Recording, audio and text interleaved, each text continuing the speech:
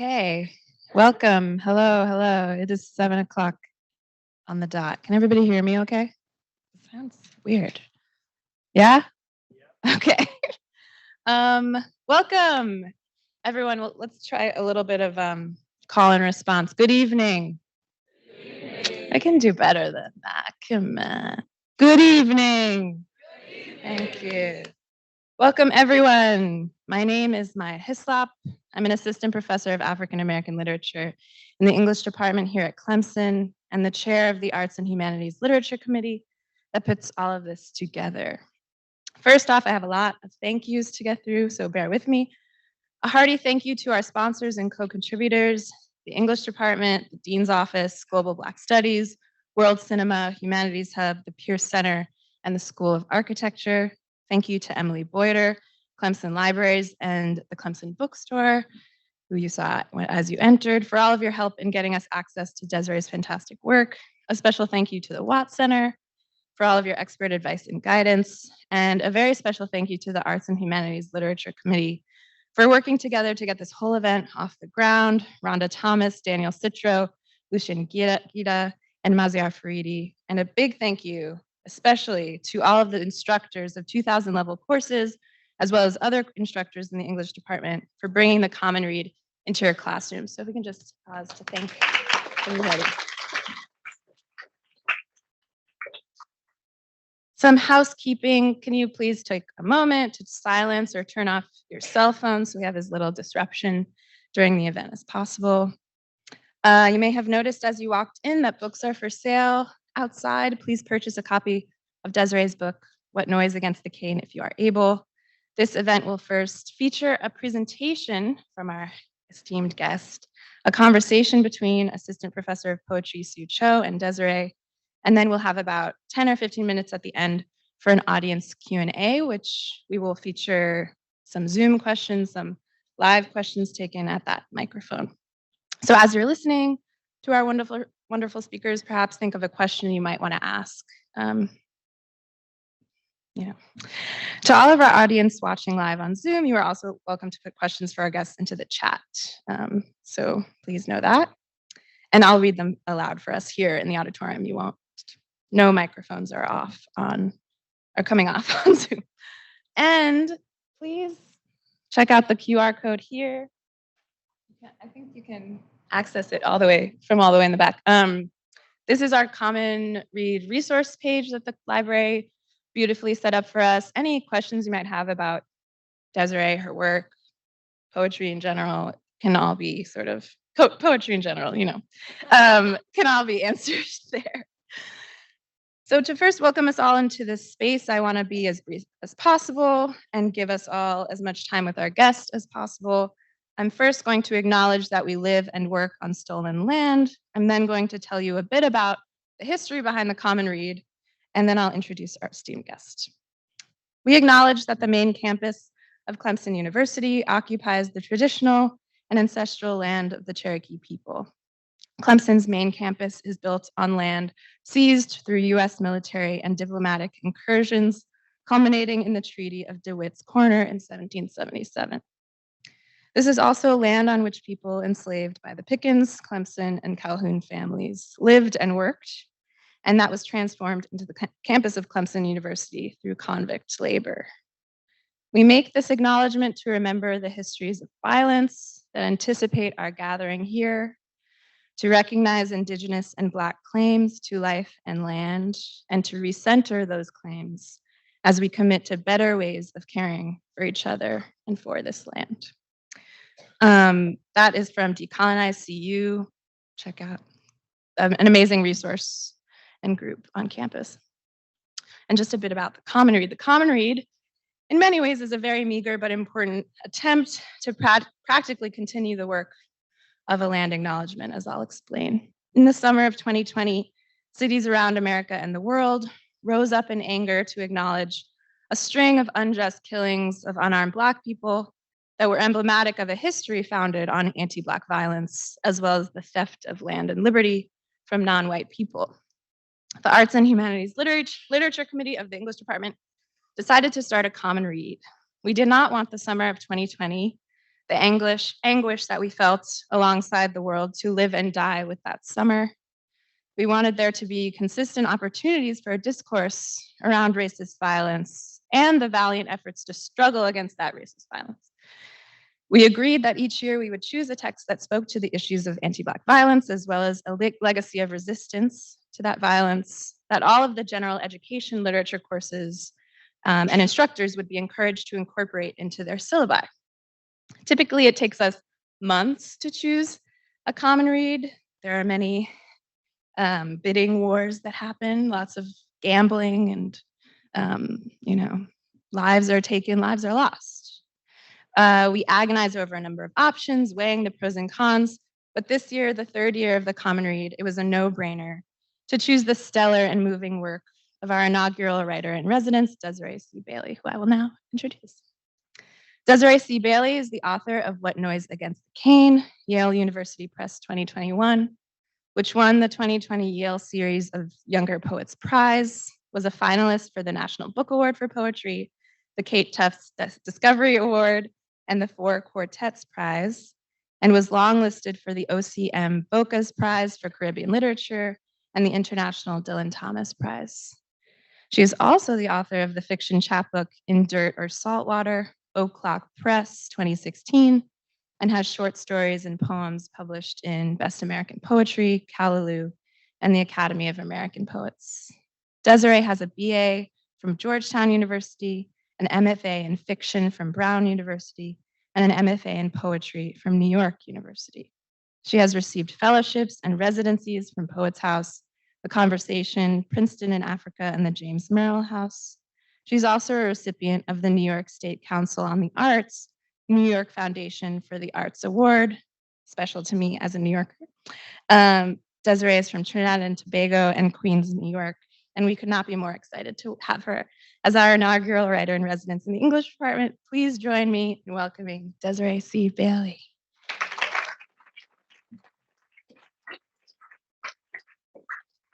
Wow. Hello, everyone. Good evening. How are we doing? Thank you, Maya, Dr. Hislop, for that wonderful introduction. It's really an honor to be here. It's also, I think, the first time that I've done a reading at a place where I teach. So that's a really moving and special experience. So I'm going to get into these poems from What Noise Against the Cane. And I may talk a little bit in between some of them I won't. And so you'll just rock with me.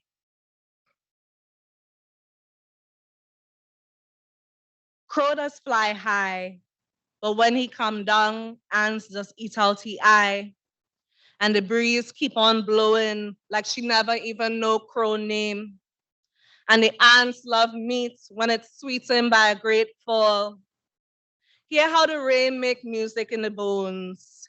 Hear how she drum on the remains before washing it into my wide, wet mouth. My body spread out, squeezing the coast like a jammet. Yes, eyes a jammet. I'm a chin up high. Drink and be drunk, drink and drown, sinking down in my boneyard. But you have to come correct when it comes to me. You have to touch me, praise me, treat me like a queen. So bring the duck, the white roses, white wine, and honey, sweeten up my pum-pum, make my belly feel good. I here doing me. Flowing how it does always flow. But everybody does do what they want with me. Say that I's Yamaya and Mizuchi and how Venus shell out herself from me. Say my body is all kind of king and beast. And even Miss Ting, Miss Poet, who thinks she writing me here. Give me this voice like a voice that she afraid to forget. Syntax cut up and ring up with Shadow Benny and Congo Pepper. So I go take the voice and make it sing, make it raw like I hit in the peak of my pleasure. But oh God, that child does worry, that poet does ton and ton, she mind worse than a wave.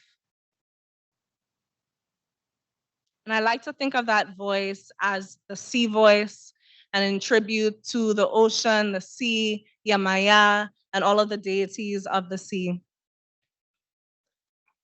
This is Chant for the Waters and Dirt and Blade. It's the longest poem of the book, and really inspired by the Haitian Revolution. And so as I'm reading through this book, I'm constantly thinking of those ancestors who made the greatest sacrifice, right? Revolting for their freedom and then achieving their freedom and the first Black Republic. And so I think of them, I think of Haiti, I think of Haiti now, constantly fighting and really protesting to maintain their sovereignty.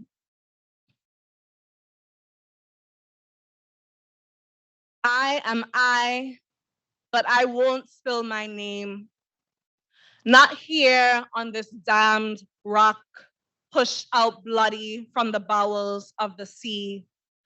Marketplace Island, where the clouds crest and birdsong all for sale. Prophet of my black, my stewed, puss on the plate in the belly of my captor. What am I? What dare I? Grease up to quiet the squeak. A howl camouflage destined to burst forth, murderous as a wave. Meek today, tomorrow cup for my inheritance of rage. My name soldiers up like bile, but I dare not allow it, swallow it, bury it down with the other human parts of me. I, husk of girl orphan at the ocean's distant edge, before ship, before humid choke of hull, before trade wind splintering me off into the world's directions, a girl, and I, unbroken and spotless, smooth as obsidian's kiss. Until I can eat what my hands have made, I am a castaway, a hound's hound tied up, skin gnawed down, gleam of bone in the arrowed sun. What kind of life? We do and do, till, clear, dig, grind, months, years, measured by cane. Melody of home, a ruthless drift, a song that doesn't return. I dream the sea scabbed over, a hush across her black blue lips, the scaled mother below circling, swimming the wound, the scaled mother hurling her body against the crust of hurt, pickaxe of tail and spine until there an opening. Oh, my forgetful singed love, our sea is not, can never be the wound. We shadows beneath shadows, stone interred in stone. I somebody, I daughter of seagrass. I don't always remember when the whole flings its dirt against the coming dark. Water, the first language. I chant to the water to flood my veins with the voices of those who were here before. When my sea spirit rises out of the waves and spins a wreath onto my head, who then is my master? What claim of brand upon my flesh? When my sea spirit enters, I am cast from my body's tethers. I am no slave. I am the first language, spinning, spinning beyond the fields. My hands, my womb, whittled to a tool. To build what? A white man's skull temple, his leaning empire of ash and bone, his coffee, his cane, arrows towards the death of everything. The land chewed up, the skin forests, his God within the vulture's jaw, the island made into a wicked stain, a lump in the throat of my mother. But if not here, then where? Crude shadow of home. My blood, my grief glistens the soil, the land and me stubborn kin. The land made me a new being, forged of a greedy flame. My blood already here. My God's breathing in the hills, in the slow tilt of evening. My God stir me into a battle song. My muck, my cane, my muddy island, my life, my death, my cliffs, my body's bloom. What smoke, what threadbare cry, what child strung between, what architect of light, what leaf for the wound, what mountain and scar, what keloid, what mother, what sweat in the eye, what sojourning soul, what thrust in the dark, what hole, what belly, what babe without breath, what route to the hills, what dance, what drumbeat to call, what freedom, what body, what precipice of hope, what danger, what master, what whalebone, what poison meat, what pillage feel, what noise against the cane, what blaze, what sky, what name to call myself. And so I'll pause there in terms of the long poem, Chant to the Waters and Dirt and Blade. And so now I'm moving to the second section of the book, which is really thinking a lot about diaspora, about being a Black woman in the diaspora, about being a Caribbean woman, being an immigrant in the US. Guesswork. True, there's no homeland, just my vain feet wandering the shore, marring paradise. Regretful inconvenience I am, smudged in the eye of a tourist camera. Vagrant is what I learned to call the man with snarl of sky for a roof. And how now that word turns inward, taking root within the spleen. I'm not lost, or am I? Light a white candle, says a friend, his pupils storming within mine.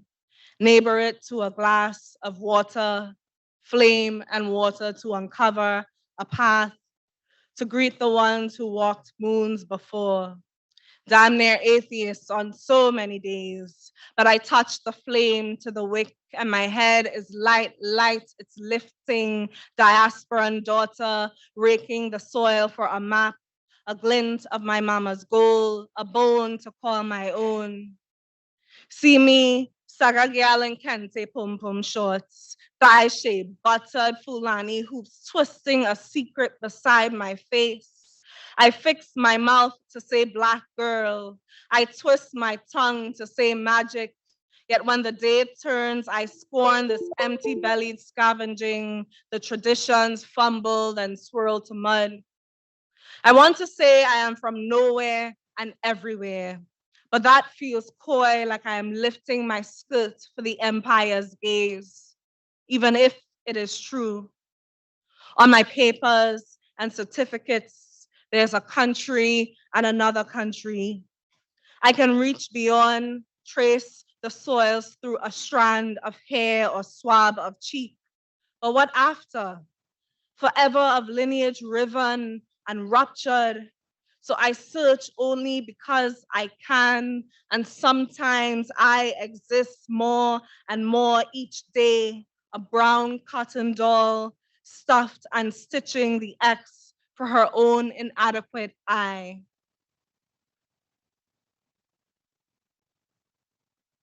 Right, let's see. What am I gonna read next? Okay. So this poem is called Woman in Dub, and it's a lot of things, right? Inspired by my obsession with dub music out of Jamaica.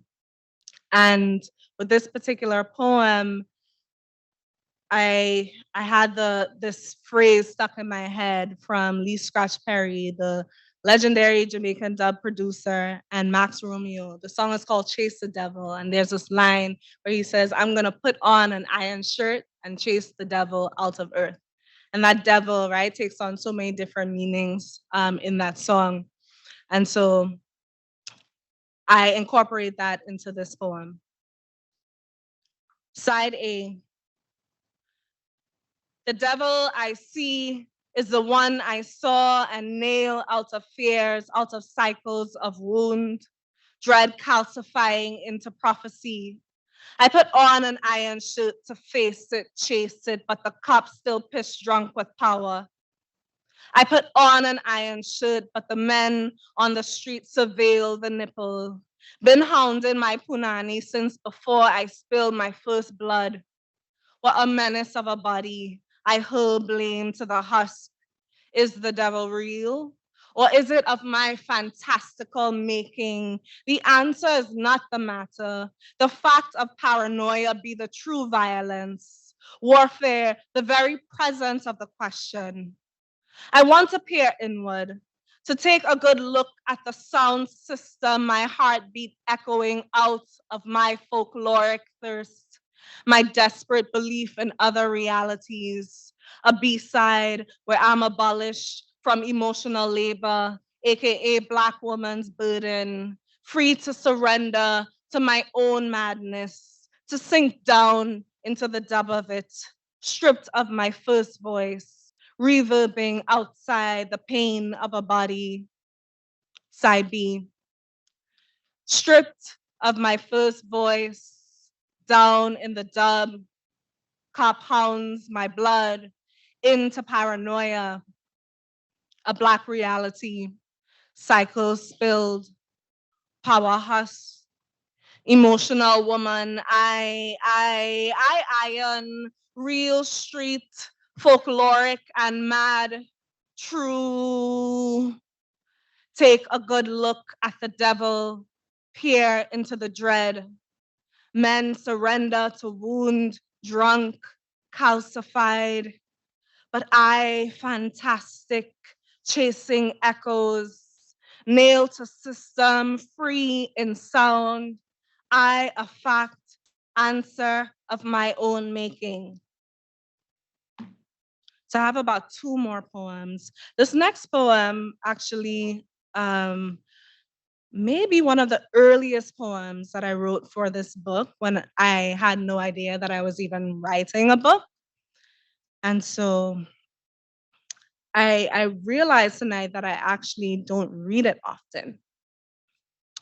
A retrograde. She crept into my room, took me outside into the mosquito night, thick with the gutted hums of fishermen's wives, piercing the flesh of a sleepwalking sky.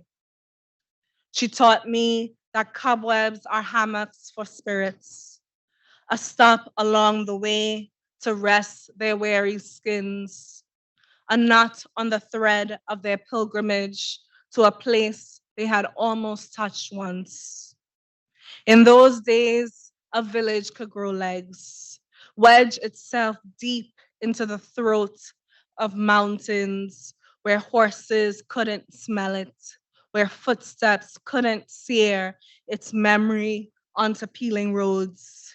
Dear Mama, the orchids have teeth. The machetes are ornaments rusting upon the walls. I want to build you a temple of teeth, but my hands are too tender. My hands are for stringing the rice grains of rosaries. Dear Mama, on the ocean roams a shadow of splinters. The fish are hurling themselves onto the shore. The shore will break into birds of dust. The scales are mirrors blinding the sun. On the ocean roams a shadow of splinters. How will I swim to you when the day is done? And this last poem sounds very much like the first poem in its title. It's Chant for the Waters and Dirt and Blade, Slight Return. I like to think that that slight return is a nod to Jimi Hendrix in some way, although he is nowhere in this poem. So, Brooklyn, New York, 2019. A memory of the cemetery flooded with the murmur of the living, the candles, small fires nesting on the graves. My grandfather and we, his thin-limbed offspring, every year in the humid dark, each All Saints' Day, the mosquitoes rising from the grasses to feed. Every year we light, We pray that our dead will not forget the chant below our skins. The scent of melting wax will always call forth the memory of our dead, the unheard footfalls, the bodiless rustlings through the dashing leaves. On this Hallows Eve, I am listening to the cars sounding their grievances on Flatbush Avenue while hemming words in my apartment, wishing that I could wake up tomorrow in my first country to visit what remains of my grandfather, to go to him, to the cemetery of his mother, his father, and the wax riding the damp air, its fragrance winding beyond the dark palm print of a bacano tree. Who? What? How do I believe? My worship colonized, my gods painted in a foreign face, my grief song milked in the raised woods, shipped off most wanted commodity. I stuff my ears against the old spirit's call, fearful of the way the past speaks to me. I cling to cold reason, but find empire's grasp, especially there. I believe in what makes me free. I believe in the red hot flowers crowning the head of the flamboyant tree.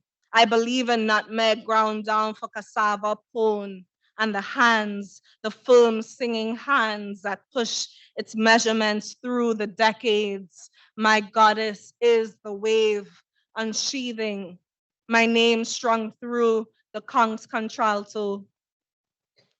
Where will we live? I ask, my ocean-torn love. Where will we raise our children if my fibroid womb will allow? We of many soils, we who know the curse is the blessing, is the curse. We of many and no homes, we who destroy and build, who send our love haunts along the currents, whether quick clapping of hands or hymns of lambs and mercy, or fistful of cowrie thrown across a mat, or psalms to tread the lion and the cobra, or symbols drawn in cornmeal, guarded throughout the brutal passage. I fear that I will never be fully at home, that the very first leaving cracked the skull of my belonging, that when I eventually stop moving, I won't understand the land's grieved tongue. I brown the sugar in the heavy bottom pot to fill up every space, to remind myself of language. I belong to the foam that singes the sand where I was thrown to the waves just weeks into the world. My eyes widening to limestone cliffs, to see almonds ripening upon the shore. My hands are the scarlet ibises, soaring the salt-washed dawn, cleaving the sky open like a blade. Thank you all so, so much. It's been a pleasure.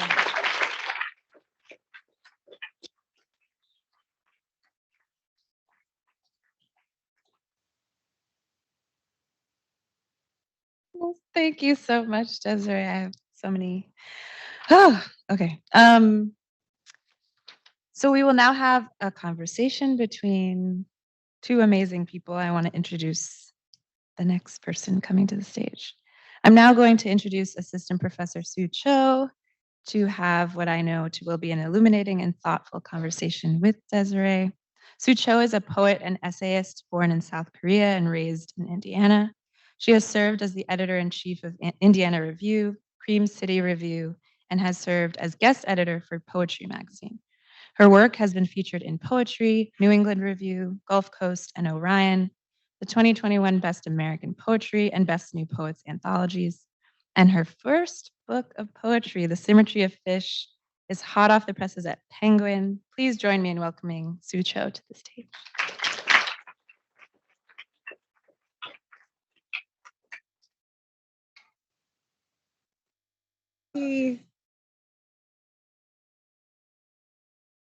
Jokes. Oh my God, of course that's the time this turns on. Wow, this feels feel like we're on a podcast tour and this is like the live event, you know what I mean? Well, thank you so much for that reading. I don't know if any of my students are here, but I've been telling my students that if like I'm a poet, but when I heard that Desiree C. Bailey was going to be at Clemson at the same time, I was like, what? A real poet, a celebrity. And I just, if you look at the book, there's like a fancy book sticker on here. It's actually quite hard to get those. And it says National Book Award finalist. And I just want everyone to know that that's a big deal. Just imagine like the Emmys or the Oscars, but for like book nerds, right? And famous authors, like that's what that is. So I am now nervous to ask you questions, but just so everyone knows who Desiree is. All right, so I have so many questions, and I actually wanted to start with a question about like the book itself, because I think a big mystery, for better or for worse, about books is like how the words and the covers like come to be, right? And I feel like you don't get to hear authors talk about it that much. So I don't know if you all have the book, but in the back, there's like a little summary of the book. And from experience, sometimes someone else writes the little summary for you. You have to write it. It's a weird process. You go back and forth with other people, right? When I wrote mine, it was really awkward. So I was like, I have to sound fancy, but I feel like a fraud. And so my editor had to help me. And I was like, I'm so sorry. I can't do this by myself, right? But I was really interested. So I have two questions. My first question, I was actually curious, who wrote the summary? And there's like, actually, I'm going to start there. I have a bad habit of asking 5 questions in one question. This is a question that I've never gotten, actually. So I wrote the summary and I also felt really awkward. I mean, it's a weird thing to then try to describe what your book is doing, and then you feel like you're over embellishing and that you're delivering something that you can't promise, and that you just hope that maybe people find even a glimpse of what you have written for this blurb at the back of the book. So I wrote it. And I love that you also asked me about the cover, because I love talking about the cover. This is actually a collage by the artist Andrea Chung. She's Trinidadian and Jamaican and lives in California. And so for this particular series, so there are a lot of other works that feature Black women from various periods, I guess, and it's from her Vex series. And so I feel like Vex is not, although it's an English word, it's not really a common word in the States anymore, but in the Caribbean it is, it is on and popping. And so what's the context of the word like so Vex? It means really, I was about to cuss, but just like really, really angry, really mad. Somebody just has gotten your blood boiling. And so now I'm about to like go on a tangent here, but for instance, I can think of like my mom and my aunt talking about like putting on their Vex face, and sometimes when you're walking down the street, you put on your Vex face because you don't want anyone to approach you I guess you don't want just any person to approach you. Yeah. Can we see the Vex face? Or is that a private thing? Okay, maybe not for this event, but now I'm gonna look out for it. You should run if you see the Vex face come out. I feel like we'll know. I'll know. Yeah. Yes, but so in this Vex series, Andrea Chung is really thinking about this idea that Black women are not allowed to be angry and to show their true emotions, because that is something that is already kind of assumed about us, that we are quick to anger. And even if we are righteous in our anger, that it's not justified. And so she's really playing with that here. And then also just the work itself, so first of all, she was the one, I approached her and she was like, this work actually speaks to your book. And it really does. There are aspects of it that speak to the ocean, that speak to Yemaya and Oshun, that speak to protecting the body, that speak to the history of enslavement, the photograph actually is of a woman who was enslaved in Brazil, and so my thinking is that Andrea is trying to maybe do a kind of reclamation with this photograph. And I can go on to about that particular photograph, but yeah, I'll pause there really. But I mean, it's something that I love to talk about because I find that it is so fitting for this particular work. Yeah, no, I'm glad you talked about it. Wow. I feel like it's really rare when you find an artist who like kind of like reflects your book in a way. That's so fancy. But yeah, I'm glad you mentioned anger because I'm glad you started with your long poem that starts the book because I was really curious how the italicized portions at the bottom would go. So if you haven't seen the book, right, you get your like normal quote unquote poem, and there's this italicized portion running all the way through. And from previous interviews, so the italicized portion is actually a short story in the past. Yeah. So this actually has Yeah. been published separately in American short fiction. Yeah. So yeah, it's like shape shifting and doing all of these things in different places. So it was first published as a short story. And it's, I mean, if you'd like me to say more about it, I don't know. I don't want to interrupt your question. No, I know. I'm trying to slow my questions down. Oh, but I was really curious how you would read it, right? Because I was like, is it going to be like a kind of whispering, right? Is it going to be willful? Is it going to be angry, right? And I love how it just like commanded so much energy and force. And I would and for some reason, right? My question about the back summary was, the book is described, and now we know you wrote it, right, as a lyric quest for belonging and freedom. I was like, wow, that sounds like that's an intro to a movie, right? And for me, I know this idea of the lyric and like quest and like discovery like suits so perfectly, right, with this multivocal portions like throughout your entire book. And so, yeah, I was wondering if you could just tell us a little more about how you imagine this voice at the bottom of the book and if that voice like stayed the same or you found yourself changing it as you were putting the book together.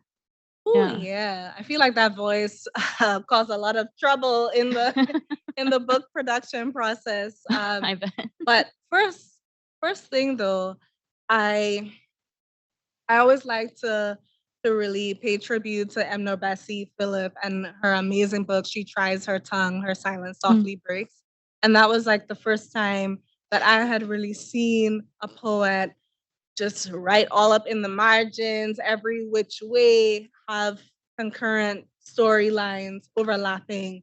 And so in some way, I think that voice, what I call the C voice, is paying tribute to these poets and especially her for allowing me to see such an innovative way to create and an innovative way to tell my story and just to talk about all of the things that I want to talk about. It it's funny because it was like the last thing that I kind of put into the book. Wow, it was the last one. And so it was really stressful because I was like, am I going to completely ruin this thing that I like worked so hard on? I had been thinking about it for a long time and I'd been jotting down different pieces of it over time. But when it finally came together, I knew that I couldn't, like, I had to wait for the book to be completely finished for it to actually be placed into the book. And so I thought about it as something that I had to improvise in a way. And even throughout the book production process, there were parts of it that I had to cut because it was like, oh, it's not fitting in the book. And so there was a lot of drama around that, right? But it made it in. And I just felt really compelled that I felt like it had to be in there, this voice that is really paying tribute to the sea, which is so important to me because some of my earliest memories are near the ocean. And I really, so we have Now I'm losing my train of thought No, here because there's like no. so much that I want to say Yeah, I could actually point about us the to a sea voice, part. right? Yeah. Yeah. Yeah, and I was really when you were reading, through the long poem, my favorite part was actually on page 19, and you read it out loud for us. The water, the first language, right? And then Yeah. it transforms, I think, into I am the first language, spinning, spinning beyond the fields. Does a goddess make me or I the goddess? And I felt like there was such a transformative aspect of like water is language and the speaker, I am the language, and then the speaker, you know, kind of associates, themselves with the goddess. Mm-hmm. And Mm-hmm. I was actually wondering if I could make you do something. If you could read the sea voice on page 18 and 19 Mm-hmm. and 20, because I thought it's funny how you said, create a lot of tension and drama, because I thought just like poetically there's a lot going on here. But yeah, I was wondering if you could read it for us. Just so on 18 and 19. Yeah, and 20. I'm gonna start a little bit before it runs. Or here what happened. I was at the center of this book. What she call it? The narrative. A Miss Poet pushed me out. Okay, let me talk truth. Not all the way out, but down to the bottom, somewhere she called the margins. I used to be on every Kiss My Ass page, my waist rearing up tall, rolling through lines and stanzas, banging up white space. You should have seen my power, my bam bam swinging. A lot that girl start to overthink. She said she feel like I was fighting like I was dragging she deeper into my hole. And I love that you highlighted that portion because and why it's sometimes so hard to talk about it because there were so many things that I threw in there. I really wanted to think about how we as humans construct meaning and how we think about gods and spirits, deities, and to question that, to question myself and all of the things that I'm asking of spirits and gods, and I feel like we place so much on if we are praying people, we place so much on these entities that we may pray towards. We expect them to hold so much history. So for me, I was kind of even talking back to myself there, saying, well, can you even say for sure that the sea is Yemaya or that the sea means this particular thing, that it's keeping all of this history? But I want so badly to believe that. So there's that aspect of me always questioning myself. But there's also a reference to power being at the bottom, in the margins, right? And thinking about people who may be at the bottom of society and power that they hold. And even within that, I was thinking of the Kenyan artist Wangechi Mutu, and she has this gorgeous painting. It's actually a collage or a mixed media piece called Beneath Lies the Power. And so that was a work that I kept thinking of and looking at while I was working on this book. And so it's a depiction, if I can get it right, if I can even begin to describe it. So there's this beautiful creature that's adorned with birds and trees in its hair, and it's joined to another creature that's below the water, and that other creature is looking monstrous. It's pitch black. It looks like it's been actually completely covered with oil or some other substance. And so that was definitely an image that kept reoccurring and coming up for me while I was working on this book, and definitely the sea voice. So I wanted it to contain all of that, to contain a lot of the voices that I had heard, voices that I had tried to forget, accents that I tried to forget unsuccessfully. And so there are so many people in the sea voice. There are my grandmothers, my tanties, my mom, myself. There's the voices that I tried to block out, the voices that I tried to let in. And so I really wanted to attempt to write all of that down. And how does it feel now that you have this like gargantuan voice filled with all these people who seem very powerful, like all together swirled into one in your book? I mean, How does it? Yeah. To me, it sounds stressful. it can be. I mean, it was really hard, I think, writing this particular. I mean, you know, like working on a book is really you lose it at times, and I think it was in particular difficult to work on the C voice. It was also fun, which is a weird thing, but it commanded so much of my energy. Like I had to just keep working on it. And I was really cognizant of the fact that I was writing in this really Trinidadian, really Caribbean voice, which brought up questions of like how to render this accurately in writing, right? Because we typically, like, it's not something that we often write down. We speak in this way. So there was that, but then also the the assumptions that one may have of a person who is speaking in this really local way, right? Even within that particular country, that they may not be intelligent, that they may not be thinking about politics, that they may not be thinking about climate change, which are all of the things that the C voice, right, this voice at the bottom of the book is thinking about and really commenting on and taking to task. So I wanted, I think, maybe to honor the people that I knew and that I still know who talk about all of these concerns of the world, but people may not actually take them seriously. Yeah, I think I love that because then you're thinking about audience, and I'm not gonna ask you the audience question. I think you know what I And if mean. you want, No, because I have another question I want to ask. How are you doing on time, Maya? Oh, okay, sorry, I can go on and on, but I realize there's a room full of people in here, so I'll try to keep it interesting. Yeah, and I was actually reading through interviews you've done, and and you said something that I absolutely loved. I'm gonna do that thing where I read your answer back to you. Okay. Because I'm gonna ask you about it. No, and it's beautiful. It's a beautiful answer. I think it was an interview you did with your George Journal, and it was following this idea, the Sea Voice song.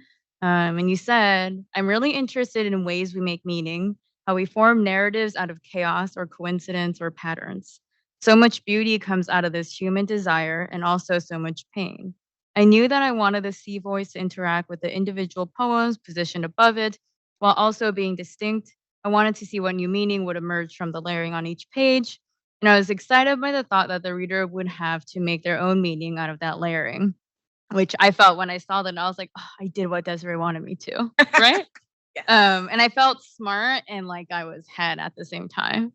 But I was actually wondering, I love how you said how we form narratives out of chaos and coincidence, because I think the biggest like trick poetry plays, I think if, you listen to it, or read it, or no matter how much you practice this, the big trick poetry plays on is that it makes it feel so easy when it's in the finished form. Like when I was hearing you read, I was like, Desiree must have written this in like one day and all flowed out and it was perfect and beautiful. But we all know that's not true, right? And I was really curious, like, in a selfish way as another poet, like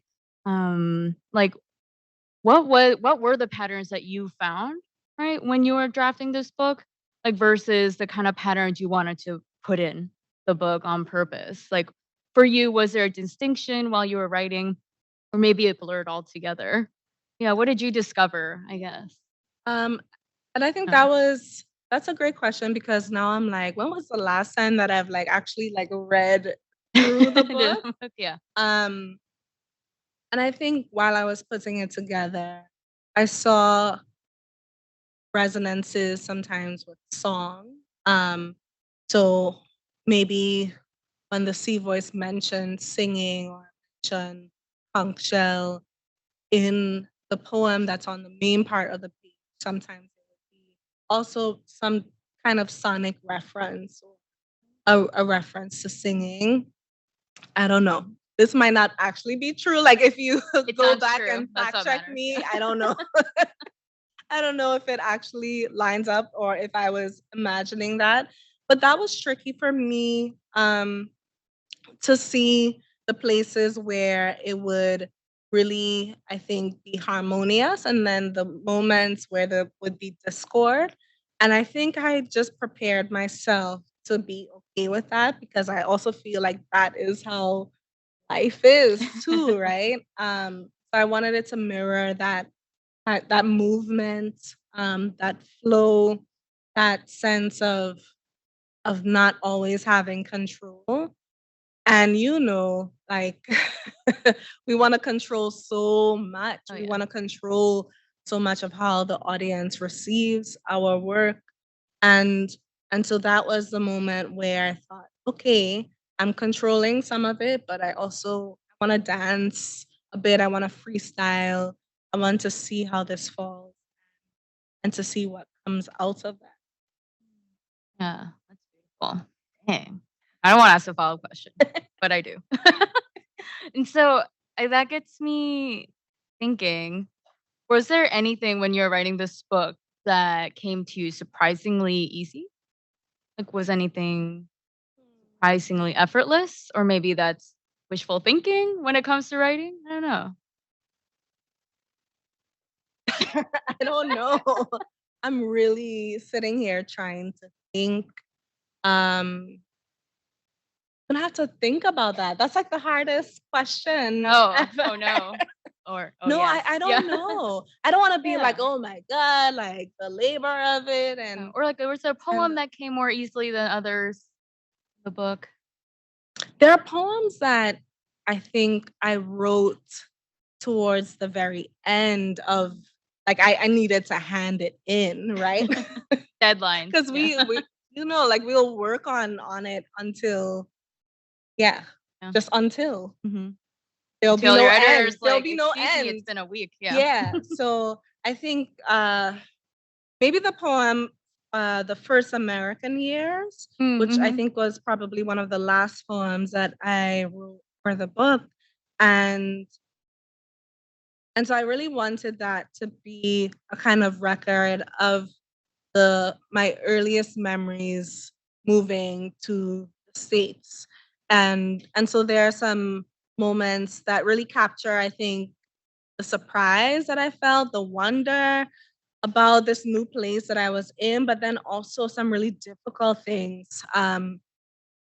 Honestly, one of the things that I think about often is that I noticed that there at that time, and this was like 90, 94, 95, and there were a lot of police killings of Black people on the TV, like on the news, and the news was really my introduction um, to New York in some way.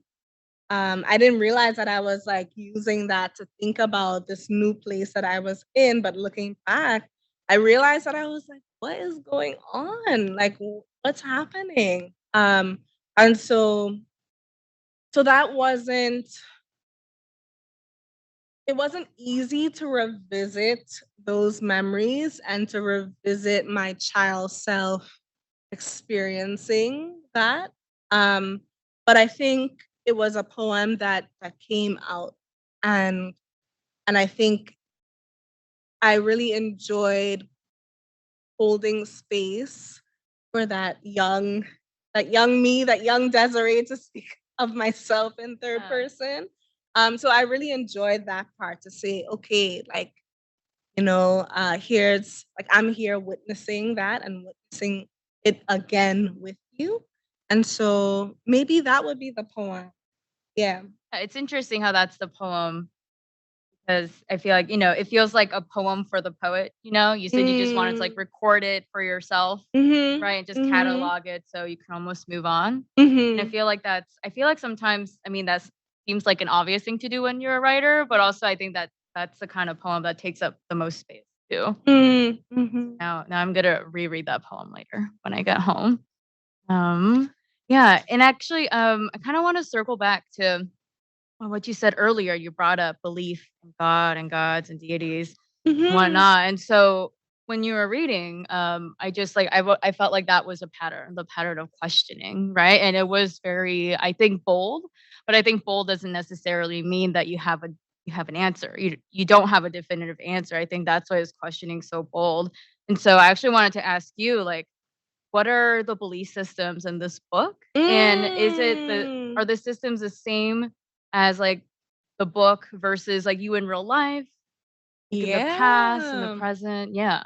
Yeah. 'Cause I know sometimes we try Ooh. to like create distance, Yes. right? Yeah. I know I do. Yeah, absolutely. So there are a lot of belief systems, but really this book is grounded in Black spirituality, in indigenous African religions.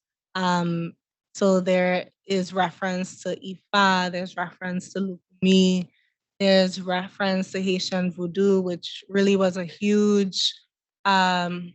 a huge part of the Haitian Revolution. Can you say a little more about that? A huge, in my understanding, it was a unifying religion at that time. So in the colony of Saint Domingue, excuse my French, but so you had enslaved Africans from many different places, right? And some of them of many different religions as well. So you had Africans who were practicing Islam, who were practicing maybe other religions. And in my understanding, what became voodoo, right, which is very different, I have to say, from voodoo, which is like what people will talk about here. And it's really a misconception that persists today. And we can maybe another time talk about that. And really like the deliberate ways that that religion has been maligned. And so it got people ready for revolution, for thinking about how to resist their masters, how to push out the French, right? And this wasn't just this was like an ongoing process, an ongoing over years, right? And not only happening in the time of the Haitian Revolution, but before that. And so I'm definitely thinking about that here, which is actually, I think the question of belief and religions was actually the scariest thing for me to really write about, coming from the Caribbean and coming from, so my household, my mom, yeah, my mom is Catholic. I was raised Catholic. My dad is an atheist, right? So on both sides, they're like, what's going on here? And again, just like always being in this liminal space of having aspects of these traditional belief systems around me, right? And aspects of life where it's embraced, but then also aspects of life where it's resisted and people are saying this is too Black, this is too African, this is too bush or too whatever, right? Um, and so I had to really reckon with the fact that I still hold a lot of these colonial ideas, and that maybe I'm no different from someone else who's like, what's going on here? So I had to really contend with that, and to, I talk to people who, like, maybe there are other parts of the book, of a book that might be more, I guess, personal and difficult to talk about. But for me, this was it, because we are in a society that doesn't want to recognize Black philosophies, Black ways of seeing the world, and saying doesn't want to recognize is actually a little bit too, it's a little too light, I guess, to say it in that way. But throughout history, we've seen, again, this kind of resistance and opposition to Black ways of thinking being met or being supported with violence. And so I think while working on this book and thinking about that and making a decision, or maybe not a decision, I felt like I had to include all of that in here. Um, it was the thing I think that was most difficult for me. Oh. Mm. It leads me to I want to shift the I'll ease up now. I want to shift the conversation into like what it's like being a writer, right? So I actually the sign and everything. So I actually wanted to ask the room, like, don't be shy. I'm not gonna like call on you or anything, but like, how many of you would say you write for fun, or you have written a poem like in your notes app or like in a diary once in your life? Okay, so okay, a lot more on this side of the room, I will say. Oh, I see. I see you over there. Okay, thank you. Yeah, and I think a lot of us kind of ask the question of when we think about other writers who write, incorporate. I read in an interview that you like to incorporate theory and stuff, and I was like, wow, I I wish I could mean, do that, and like history and all that stuff. like, do I read that right now? Maybe then. Maybe when I Yeah, wrote but that. maybe when you did the interview. But I wanted to ask you, like, when you write, and I think a lot of us are curious, do you hold those big questions about like religion and family and history in your head when you enter a poem or a Mm. story? Or do you kind of go the other way? You just kind of start writing what comes to mind, and then you find that you're already like filled with these questions already. And then it Mm. kind of organically forms. I don't know. I mean, I know that's a false binary, but I don't know. I feel Yeah, I'm like it's good to start wondering. there. Yeah. Yeah, like I'm always trying to like be like, no, like Yeah. binary. But I think I think I'm always writing the things that I've experienced or that I've observed, and then I always go to theory to be like, am I the only person experiencing this? Am I just, making this up? And so um I think always I try to bring it down to the personal when I'm working on a poem or a story. So we all have these big questions, but I think if I approach the page with those big questions in mind, then I write a really terrible, preachy kind of poem. And preachy is not always bad, right? We got to preach. But I think for me, I always like I wanna think about maybe, I don't know, like the texture of a headscarf that I got from my grandmother, or maybe a particular thing that we were cooking or making in the kitchen. Um, and I feel like that's, I don't know, that's where I like to live in in the Yeah. poems. And so the theory, the big questions, yeah, sometimes it can be boring, I think, when you try to approach it through those questions. And I think like with this work, I constantly had to remind myself that I chose poetry for a reason. Like I'm not trying to write history of the Haitian Revolution. That's been done, and that's been done remarkably and powerfully. And so that's not my work. And the same thing in the section that follows my experiences through the diaspora. I really had to remind myself of why I chose to run to this art form that incorporates music and the lyric, and where I can be myself and where I can talk about, or where I can include a quote from my grandmother, for instance. And Yeah, yeah. so, yeah. Now I'm like, what was the question? Honestly, I can only half remember. And so I'm gonna go to my last question. And since you're reading or you're teaching, right? Mm, And I have some students who are in your class, they're like, this class is amazing. I was like, what about mine? the class No. is amazing. So my last question is about advice.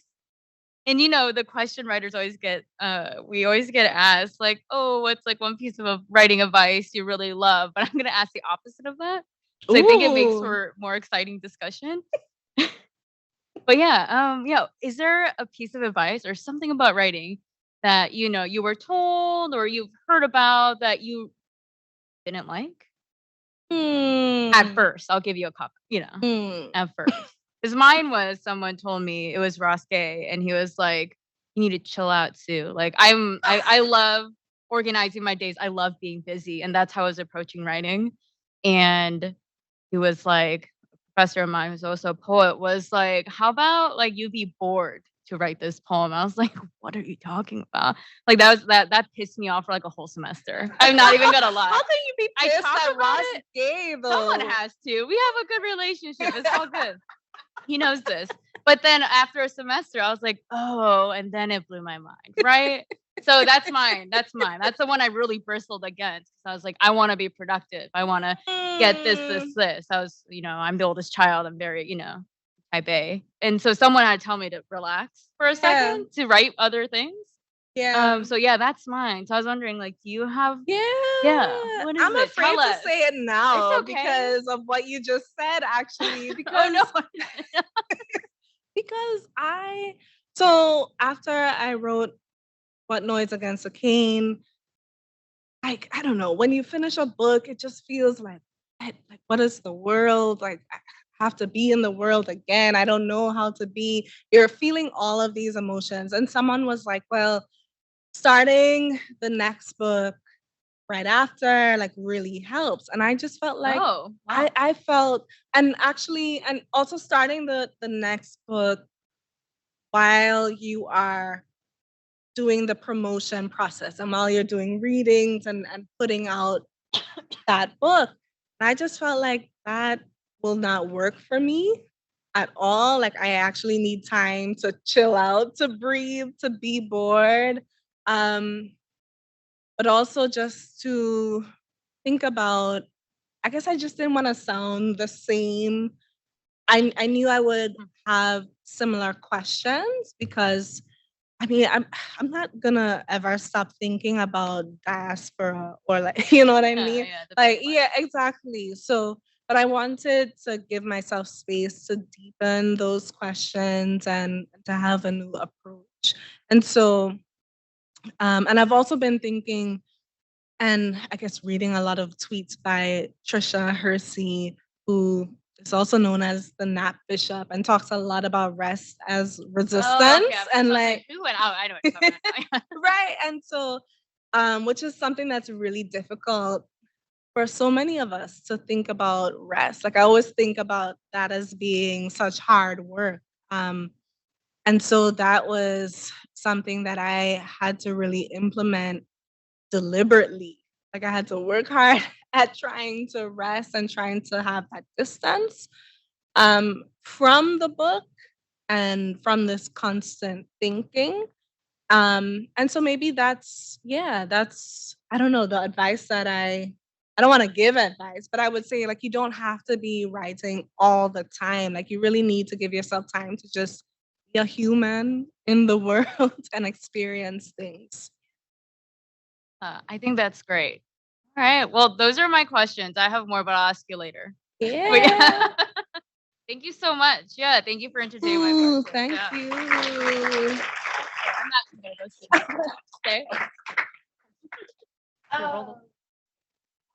Quite a bit of time for questions. If you need to go, please feel free. I don't want everybody to go though. So everybody stay actually. So yeah, any questions you can just ask them at that microphone. Yeah, I know. I feel like that's a lot of pressure, but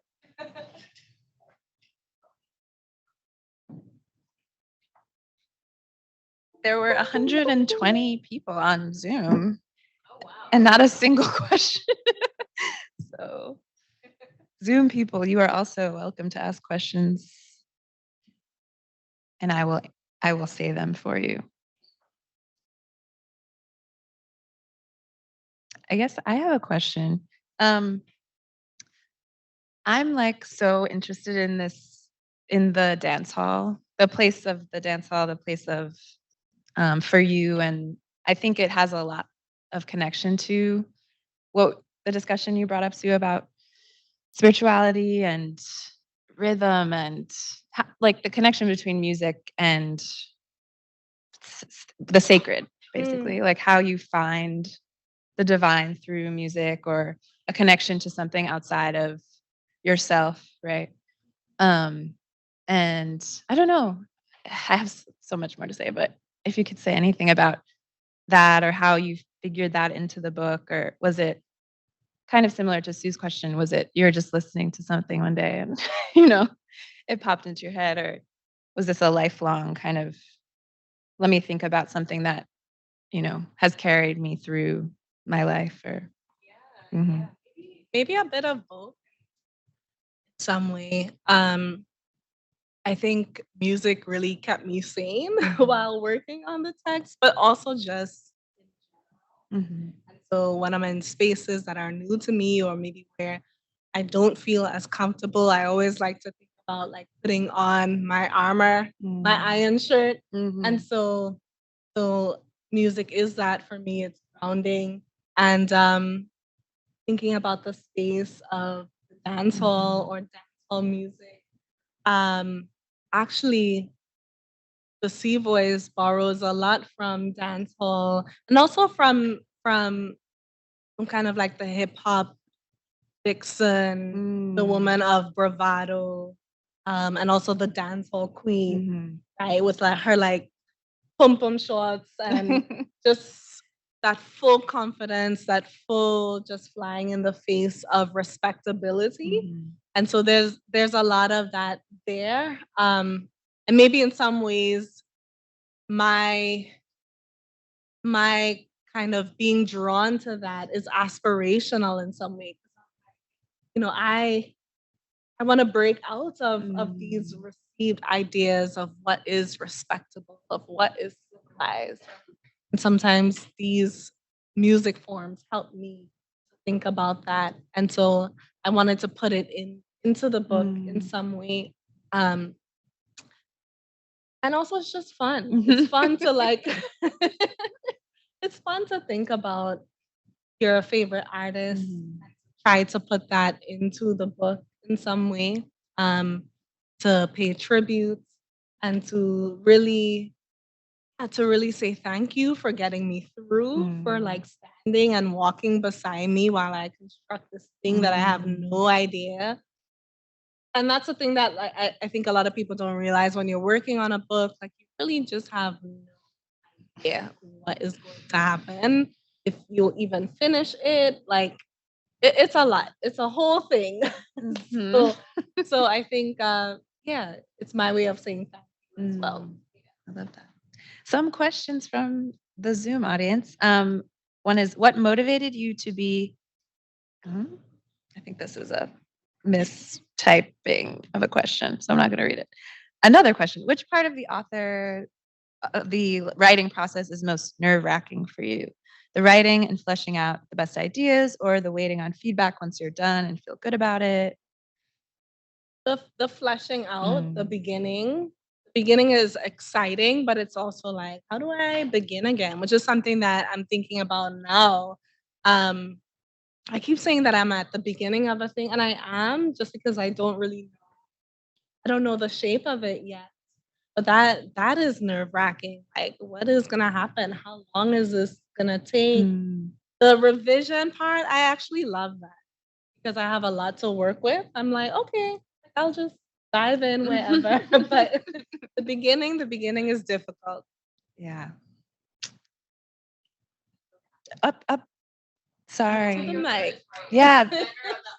I should have played like some kind of Jeopardy music.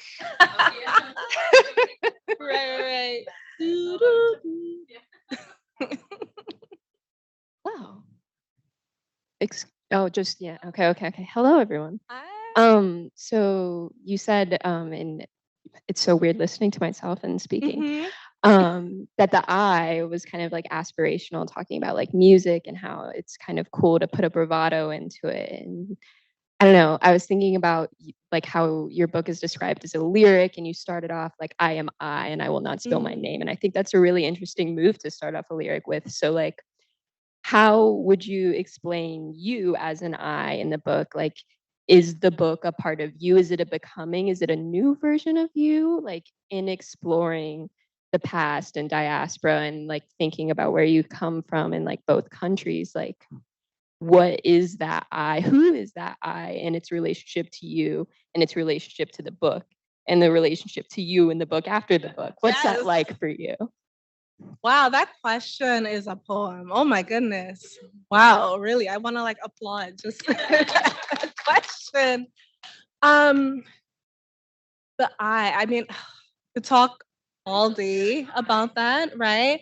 So, because I'm hearing two parts, many different parts actually in your question, but one thing is, I guess, my relationship um, to this lyric quest, and I know, like at the time that I was writing the book, especially towards the end, I was teaching a lot of coming of age books to seventh graders.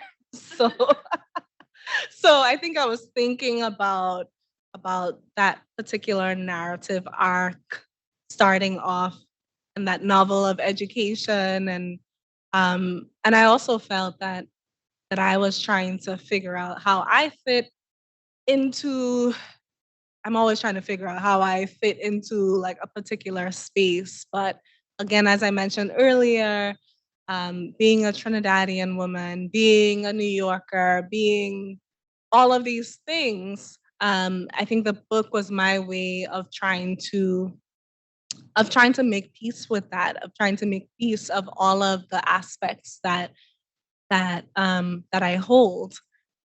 And then also there's the I in the work itself. And so in the poem Chant for the Waters and Dirt and Blade, I really wanted that I to be capitalized. And so many of I think it's the only letter really that's capitalized in that poem. And so I just felt that if I was writing and thinking about a Black woman who might have been enslaved, that it was absolutely important for me to to gesture towards her being a subject and her being a fully recognized human being, a fully realized self. Um, and so the I is thinking about that. It's also thinking about the use of I in Rastafarianism and the I reflecting and really representing divinity, and so the divinity in the self. And this is probably an oversimplification of that concept, but there's a lot of that as well, of really again saying, okay, I see all of these ways of being, all of these ways of thinking about the world, of thinking about the self, of thinking about the sacred and the divine, and trying to put that into that tiny capitalized I. Mm-hmm. Mm-hmm. Yeah, like you are at the center, even as you are pushed to the margins. At least in my book, like you're at the center. So thank you. I'm not on. Okay. I'm going to say one question before. Before you wrote this book, presumably you were published in all kinds of online publications. So the question is, being a published poet online to writing a book seems like a large leap. I think they're being generous, like for them maybe too, not for just for you. Did it feel this way to you? Was it scary to start writing a book? If so, how did you get past this fear?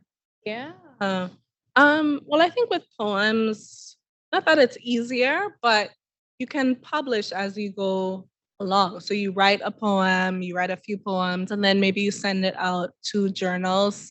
And I don't want to say they'll probably reject you, but that's not that's not me saying anything about you, but it's just we're all rejected. So that's just a part of the process, really. But so it's helpful, I think, to have that experience of sending your work out. But you do have to make a leap when you think about compiling it into a book. And so for me, because I have this long poem, I had to think about narrative and about the arc, which is something that I love to do. But I know other poets who may have poems that may not necessarily relate in a definitive way, they also have to think about how they would like to organize it. And so so maybe that's like a craft response to the question as opposed to like an emotional response. But yeah, it is terrifying to think about trying to put your book out into the world because you it's just like, oh, you're just performing. And you think you're performing all the time, like because your book is out there, but you're inside your apartment or wherever. And so it's like, I'm really out here. So I think you have to just, I don't know. I don't know how. You just like get used to it, maybe. Process of writing, starting to be a published poet prepares you for writing the book to some extent. So Yeah. I think while you are working on it, you may not realize how prepared you are. But there are things that are going to feel really, really and but you get used to it. Mhm. And then I like to think that you're capable of you're just capable of wherever it is that you would like to go and end up. Mhm. And so you have to make that leap. You have to kind of just walk alongside that fear. Like I don't have any tips about like getting rid of the fear, but you're just like, I'm afraid. And I'm probably paraphrasing Audre Lorde somewhere, right? Like I'm afraid, but I'm still gonna do the thing. So I mean, I think also like one of the things you're pointing to just throughout the work, throughout the way you talk about your work, is that you're never really alone in doing this work, right? Mhm. And whether that's, I think of Toni Morrison, sort of how she, I mean, benevolent Toni Morrison. I mean, just talking about that writing is not a process of the individual carving something out of nothing, and this very kind of masculine white vision of the writer, breaking through the forest or whatever Paul Bunyan was, or whoever it was doing. Wasn't Paul Bunyan, it was somebody else. She talks about being a medium, really. I mean, that writing is a process of letting in, not putting out, and literally talking to the people in her life, the people who have passed, right? All of these lives that she's communing with. And I think, even if you don't want to get all woo-woo, which I love getting all woo-woo, but if we don't want to get all woo-woo, you're talking about playing music while you're writing. You're talking about the things you're imbibing through the news, right? Through media. So like, even if we're just talking about sort of culture, right? Like where none of us are really alone. And so I think that you did answer beautifully, just to give you a huge pat on the back on that. There's one more question I think we can get to. When writing about very heavy and at times distressing topics, how do you keep the emotions and weight of what you're discussing from taking over your life outside of the space you are allotting them on the page? It's a great question. I'm really grateful for this question because I really had to think about that seriously. And I'm sure so many of you have to think about it as you're writing your own poems or, your books of theory and as you're sifting through really histories. For me, it was being in community. So you mentioned not being alone. Yeah, there are moments where like everyone get out. I need to be by myself. But even in those moments, I'm bringing so much. I'm bringing my culture. I'm bringing the people in my family into that room, onto the page. So I'm never quite alone while working on that process. But I think something that is crucial for us to do as writers is to is to like move our bodies because you're just sitting, you're at the desk, or in my case, I don't know, I had like some kind of resistance to the desk at that point. And I was also like in a small apartment in Flatbush. Um, so yeah, I was like on the couch writing. And so you're literally physically cramped up. You're in positions that are not very good for your body. And so you need to unfurl, stretch out. For me, I started taking Caribbean folkloric dance classes. And it was also a way for me to do research because so many of those dances really carry a lineage and carry stories and histories. And there are dances about the Haitian Revolution. There are dances just about love, about how am I gonna get this person to look at me.